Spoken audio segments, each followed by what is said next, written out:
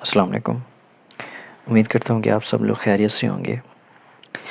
आज के हम इस वीडियो में बात करेंगे कि actually what are the chances to win a Chinese government scholarship, कि किस बेस पे किस तरह से चाइनीज़ गवर्नमेंट स्कॉलरशिप को अवेल किया जा सकता है, विन किया जा सकता है। मतलब अभी दिसंबर चल रहा है तो मेजॉरिटी जो है ना एक्सेप्टेंस लेटर के लिए ट्राई कर रही है। Candidates are trying to get the acceptance letter और बहुत सारे एक्सेप्टेंस लेटर ले भी चुके हैं। तो अब मतलब every second student want to know कि किस तरह से हमें कैसे पता चलेगा कि हमारी जो स्कॉलरशिप विन करने के चांसेस हैं वो मैक्सिमम है। तो हम इस पर थोड़ा सा मतलब इनको स्पेसिफिक शॉर्ट सी वीडियो में इसको एक्सप्लेन करेंगे कि किस तरह से आप अपनी चांसेस मैक्सिमाइज़ कर सकते हैं और क्या इसकी कोई श्योरिटी है भी या नहीं है। तो वीडियो स्टार्ट करने से पहले मैं आपको बता दूं, एक्सप्लेन करने से पहले ये आपको क्लियर कर दूं कि there is no guaranteed formula कि आपकी स्कॉलरशिप 100% श्योर हो चुकी है जब तक कि रिज़ल्ट अनाउंस नहीं होता। थोड़ी ना थोड़ी प्रोबेबिलिटी रह जाती है कि मतलब स्कॉलरशिप जब तक अनाउंस नहीं हो जाती आपको कोई कंफर्म नहीं कह सकता कि आपकी स्कॉलरशिप लगेगी। ठीक है। However there are few aspects, कुछ ऐसे फैक्टर्स हैं, कुछ ऐसे एलिमेंट्स हैं, कुछ ऐसे एस्पेक्ट हैं जिनकी बेस पे जिन पे काम करके हम अपनी स्कॉलरशिप के चांसेस इन्हेंस कर सकते हैं। और वो कौन कौन से होते हैं? देखें, सबसे पहले जो फैक्टर है ना वो सीवी है। सीवी में ना हम अपने आप को डिस्प्ले कर रहे होते हैं प्रोफेसर को, यूनिवर्सिटी को। तो देखें, जितना आप अच्छा डिस्प्ले करेंगे, जितने आप अपने एट्रीब्यूट्स और जितने आप अपने फीचर्स उसमें एक्सप्लेन करेंगे, उसमें आर्टिकुलेट करेंगे, उतनी ही मतलब आपका इंप्रेशन अच्छा पड़ेगा। देखें, जब हम किसी शॉप पे जाते हैं तो अगर उसका डिस्प्ले अच्छा होता है तो हम उससे इम्प्रेस होते हैं और हम उस शॉप को प्रेफर करते हैं एज़ कम्पेयर टू अदर्स कि जिनका डिस्प्ले अच्छा नहीं होता।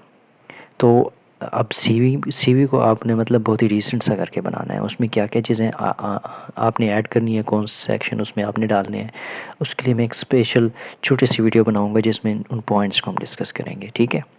तो आपने अपनी सीवी पे सबसे पहले काम करना है। अब जो चीज़ें दूसरी साथ मैटर कर रही होती हैं वो आपका सीजीपीए, आपके ग्रेड्स होते हैं कि आपके एकेडमिक एक्सीलेंस क्या है, कि आपने मतलब बैचलर अगर मास्टर के लिए अप्लाई कर रहे हैं तो आपकी बैचलर में क्या क्या आपकी सीजीपीए था, आपके मतलब एकेडमिक रिकॉर्ड क्या है, एफएससी का, मैट्रिक का। इसी तरह से पीएचडी में जाते हैं तो मास्टर का और बैक में जो एजुकेशन आ रही होती है उस सारे बैकग्राउंड को देखा जाता है, आपके एकेडमिकली आपका क्या रिकॉर्ड है एक्चुअली। ठीक है। तो आपकी सीजीपीए डेफिनेटली मैटर कर रही होती है। कुछ ऐसी यूनिवर्सिटीज़ भी होती हैं जो लो सीजीपीए वालों को एक्सेप्ट कर रही होती हैं।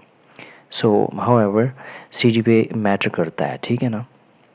उसके बाद आ जाता है कि एक्स्ट्रा करिकुलर एक्टिविटीज़, वो देखना चाह रहे होते हैं कि मतलब सिर्फ आप स्टडी में इन्वॉल्व रहते हैं या एक्स्ट्रा करिकुलर एक्टिविटीज़ में भी पार्टिसिपेट करते हैं। तो ये इसका भी एक आपने सेक्शन सीवी में डालना होता है और इसको अच्छे से एक्सप्लेन करना होता है। ठीक है। इस पर आप इसको भी आपने हाईलाइट करना है। The next thing is your social work contribution. देखिए, जो फुली फंडेड स्कॉलरशिप होती हैं या जो कंट्रीज़ स्कॉलरशिप प्रोवाइड कर रही होती हैं वो देखना चाहती हैं कि जो कैंडिडेट्स हमारे पास आ रहा है उसका अपनी कम्युनिटी को चेंज करने में, कम्युनिटी में पॉजिटिव चेंज लाने में क्या रोल है। तो वो क्योंकि आपने वहाँ जाके स्टडी करनी होती है तो वो देखना चाहते हैं कि बंदा कितना पॉजिटिव है, कितना इसकी कंट्रीब्यूशन है अपनी सोसाइटी के लिए। तो इसको भी आपने थोड़ा सा हाईलाइट करना होता है अपना वॉलंटियर वर्क, सोशल कम्युनिटी के लिए जो काम किया हुआ थोड़ा बहुत वो भी आपने इसमें एक्सप्लेन कर दें तो ये बहुत ज़बरदस्त आपका इंप्रेशन इस पर डालता है। ठीक है। उसके बाद जो चीज़ें आपका रिसर्च प्रपोज़ल है, स्टडी प्लान है और आपकी पब्लिकेशन है। अगर आप पीएचडी के लिए अप्लाई कर रहे हैं तो पब्लिकेशन आई विल सजेस्ट कि मस्ट होनी चाहिए, एक तो लाजमी होनी चाहिए। ठीक है। अगर आप मास्टर के लिए कर रहे हैं तो इट्स ओके, पब्लिकेशन के बगैर भी चल जाता है, मिल जाती है इसीलिए। और पब्लिकेशन के अलावा बात करें तो आपका research proposal either you are going to apply for PhD और मास्टर, तो आपका रिसर्च प्रपोजल बड़ा स्ट्रॉन्ग होना चाहिए। अच्छा सा रिसर्च प्रपोजल, डिसेंट सा रिसर्च प्रपोजल पे काम करना होगा। जितना पावरफुल आपका रिसर्च प्रपोजल होगा उतनी आपके स्कॉलरशिप के चांसेस ज़्यादा हो जाते हैं। अब ये रिसर्च प्रपोजल किस तरह से बनाना है इसके लिए भी एक छोटी सी वीडियो मैं बनाऊंगा, तो आपको आइडिया हो जाएगा कि आपने रिसर्च प्रपोजल किस तरह से लिखना होता है। ठीक है। नेक्स्ट है स्टडी प्लान। स्टडी प्लान के लिए फॉर्मेट इसका CSG की ऑफिशियल वेबसाइट पे भी दिया हुआ है, और मैं भी इस पर एक छोटी सी वीडियो बना दूंगा जिसमें आपको पता चल जाएगा कि स्टडी प्लान के कौन कौन से पॉइंट्स होते हैं, आपको ने इसको किस तरह से कवर अप करना है। ठीक है, स्टडी प्लान भी आपने अच्छे से बनाना है, इट डज़ मैटर, और ये आपकी स्कॉलरशिप के चांसेस को इन्हांस करता है। ठीक है, उसके बाद एक चीज़ याद रखें कि जिनके हाई ग्रेड्स होते हैं, रिसर्च प्रपोजल और स्टडी प्लान अच्छा नहीं होता या प्लेजरिज्म फ्री कंटेंट नहीं होता, तो वो भी रिजेक्ट हो सकते हैं, उनके रिजेक्शन के चांसेस बढ़ जाते हैं, क्योंकि research proposal hold a mandatory role. तो ये बहुत ज़रूरी है, रिसर्च प्रपोजल आपका स्टडी प्लान अगर ये आपका मतलब एक नेचुरल कंटेंट जनरेटेड नहीं है तो आपकी स्कॉलरशिप को बहुत ज़्यादा वीक कर देता है, तो आप उसमें मतलब आपके चांसेस बहुत कम हो जाते हैं। तो बी केयरफुल कि आपका जो रिसर्च प्रपोजल है, जो स्टडी प्लान है, जो जिनको मैं नेक्स्ट वीडियो में एक्सप्लेन करूँगा, उनको आपने नेचुरली ठीक से क्रिएट करना है, अच्छे से उन पर काम करना है, उनको स्ट्रॉन्ग और पावरफुल बना के आगे रिप्रेजेंट करना होता है।